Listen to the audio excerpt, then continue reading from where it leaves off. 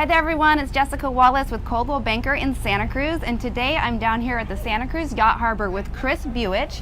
He's a State Farm agent, and recently I've been thinking a lot about homeowners insurance with all the natural disasters that we've had going on in our country recently, and especially the fires in Northern California. I've been hearing about how a lot of people are underinsured. Almost 2/3 of homeowners in America are underinsured, some of them by as much as 60%. So I wanted to come down here and talk to Chris about why that is and what we can do about it. Chris, so is it true that 2/3 of people are underinsured? Do you think that's a correct number? I would say at least. At least? Minimum. A minimum, okay. And I think it's lack of education is the biggest reason, meaning we don't have the information necessary to do these things on our own most often, unless we're home builders perhaps. Right. And so we're kind of guessing. And so if you don't get with your insurance agent or with your contractor, you're throwing something at the wall and hoping it sticks. You're just kind of guessing, because you get homeowners insurance when you first purchase your home. It's a requirement if you're getting a loan to get homeowners insurance. And so at that time, you put in an amount for replacement value of your house, and sometimes you don't revisit that like ever. It could be 10 years, it could be longer. So let's say that your home is insured replacement value for $400,000. Is that going to be enough to replace it? Let's say you have a 2,000 square foot home in Santa Cruz. Our construction costs are really high. Our materials costs are really high. That might not be quite enough.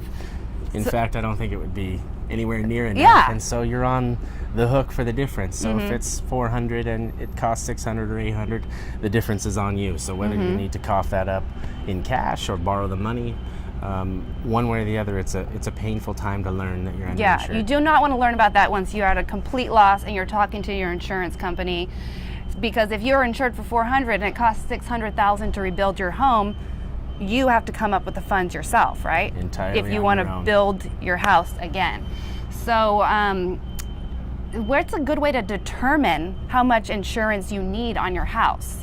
Sitting down with your agent and actually going through the materials on your home. So anything from the material of your roof to the countertops in your kitchen would make a difference when you're rebuilding. So sitting down and having a thorough exploration of that, and if not that, with your contractor, but somebody who's in the business and knows what it actually costs. Right, because we have a lot of custom homes in Santa Cruz and some very unique properties like Victorians or really high-end custom homes.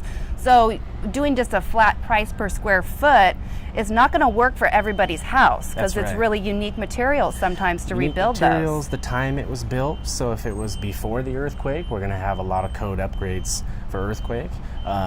In the hills, the fire upgrades now, you'll definitely have to put a sprinkler system in your home. Right, sprinkler systems add a lot. I think anywhere really that you rebuild now, it's required, even right by the beach. I would imagine so. Yeah. And so there's actually more elements than just the rebuild. There's additional costs that come along, permitting and things that you don't really think about before something happens.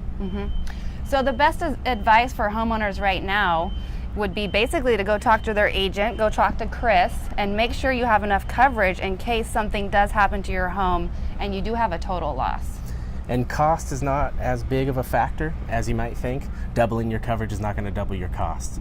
So for a small increase to have the proper coverage, whether that's the replacement cost or loss of use, you're going to have to stay somewhere while your home is being rebuilt. And you want your insurance company to pay for that. You don't want to pay for that. Yeah, those are all like really good things to think about. Those are things that you have to at least understand and match with your risk tolerance. Yeah. Great. Well, thanks for talking to me today. If you guys have any questions about insurance coverage, Chris is always available for you. He's down here at the Yacht Harbor. He has a beautiful office down here in the Santa Cruz Yacht Harbor, and you can always reach me too. Thanks for listening.